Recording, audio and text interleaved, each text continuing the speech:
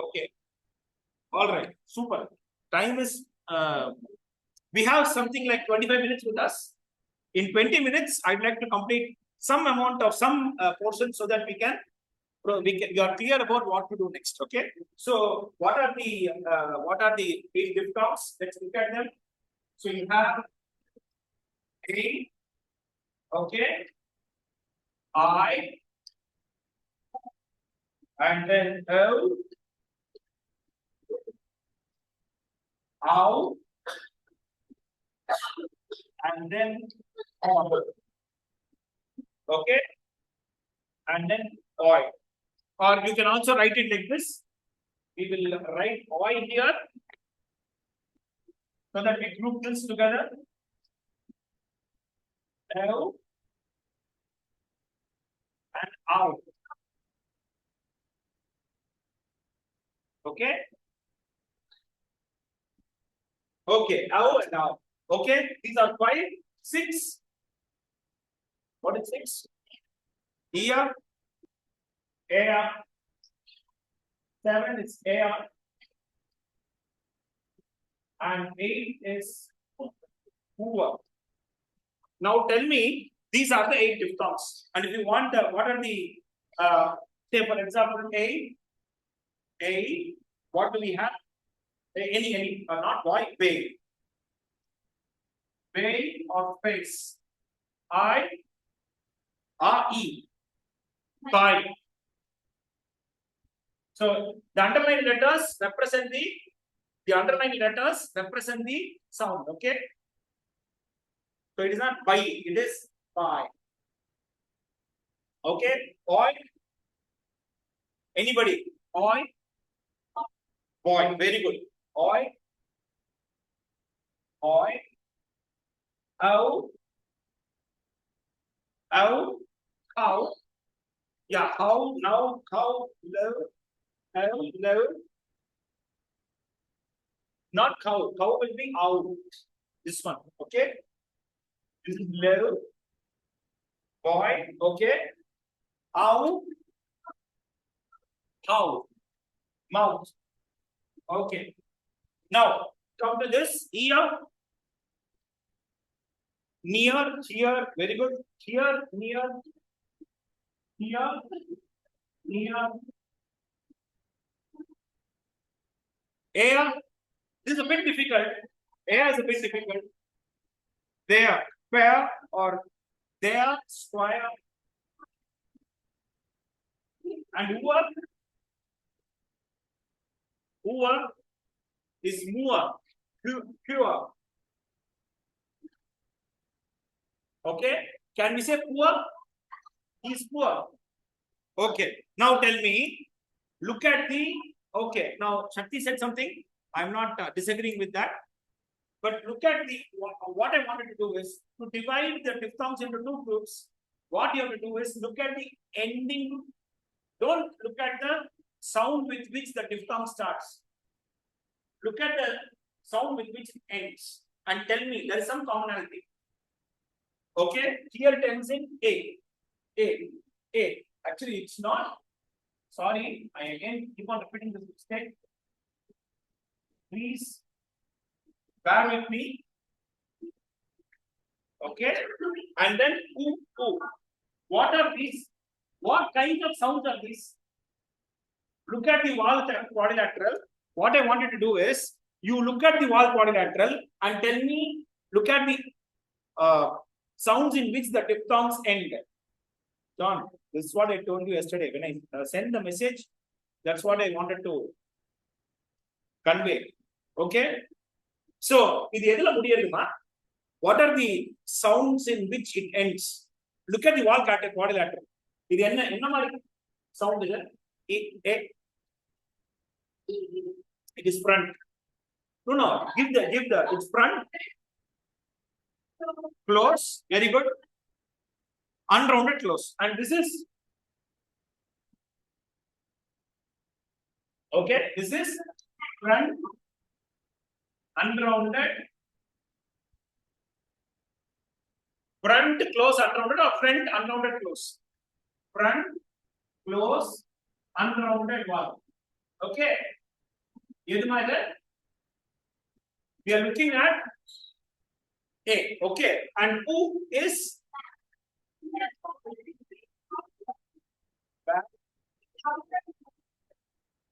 okay. Between half close and okay. Between close and half close. Now, please observe the labels. So there are three labels. Here, front refers to the front part of the tongue. Close refers to close to the roof of the mouth. Unrounded refers to the shape of the lips. Okay. So if anyone still has a doubt, only when these three things come together, only when these three actions come together, these three elements come together, you will produce a vowel. You should have for this, you use the front part of the tongue. It should be close to the roof of the mouth. That is, the height should be close to the roof of the mouth, and the shape of the lip should be unrounded.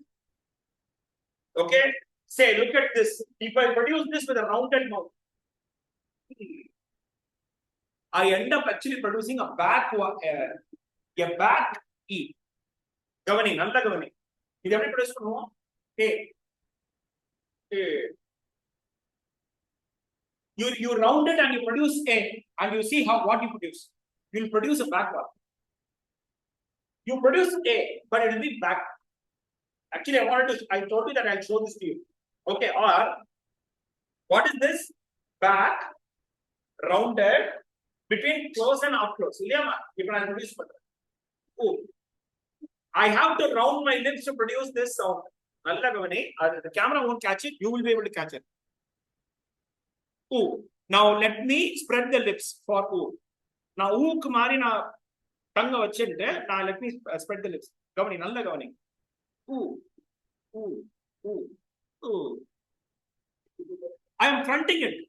I am fronting it. In fact, this is precisely what happens in German. Ooh, you. It is fronted ooh. Okay, we talk about that later. Once you are if you have to understand this, go back to all the 44 sounds, look at it very closely. For example, I'm going to produce I promised a video on the comparing English R and Tamil R. But before that, you should be clear about how both are produced. So, now observe these three term labels for these vowels. Tell me what is common about them. Common factor. I'll just stop recording so that you can. Okay. All these five diphthongs end in a closed vowel. End in a vowel in which the height of the tongue is close to the roof of the mouth. Okay. Okay. Now come to this. In these three diphthongs, give me the three-term label for sure. What is the three-term label for sure? Anybody look at the three-term label for sure and then tell me. We are looking at the sound in which it ends. Okay.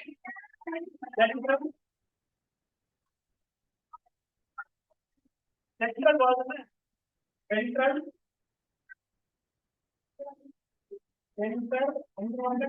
central. Central. Okay. Central.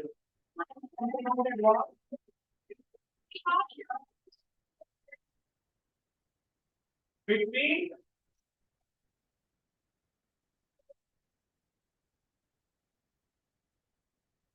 open. Now, I think you would have understood what Shakti is saying.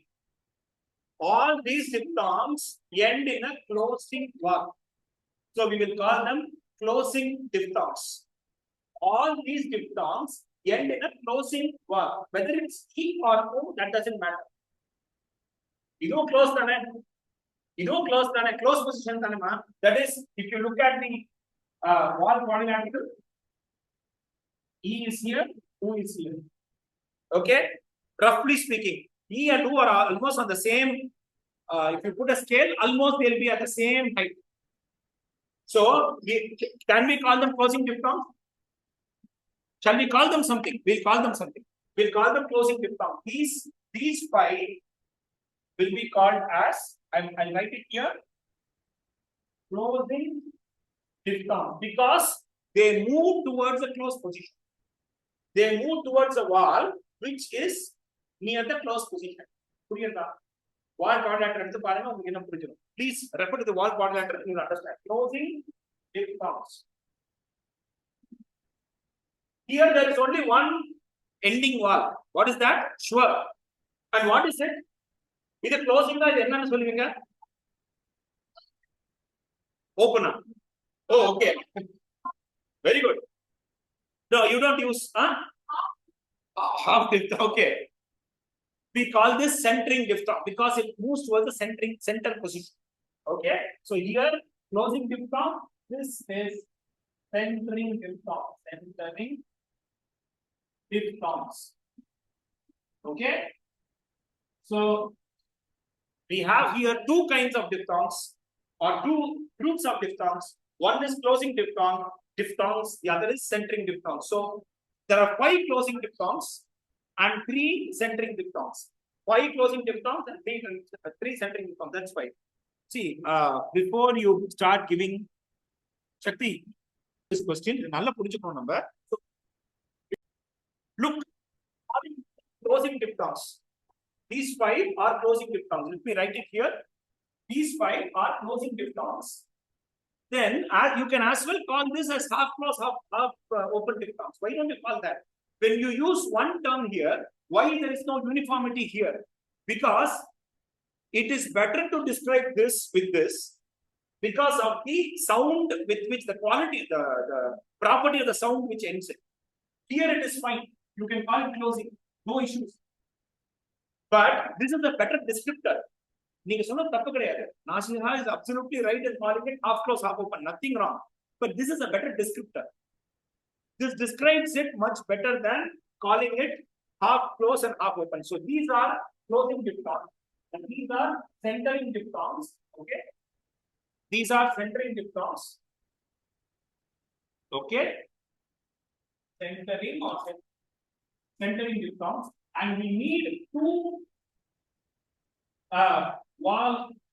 Essentially, we have to put this and this in 2 separate vowel diagrams. Now, I have given you the starting point. You put this in. John Stefan has done it in single vowel diagram. So has Shakti. Your job for today is, now time is almost 10:35. We'll stop there for today. What we did today is very simple. We looked at the diphthongs.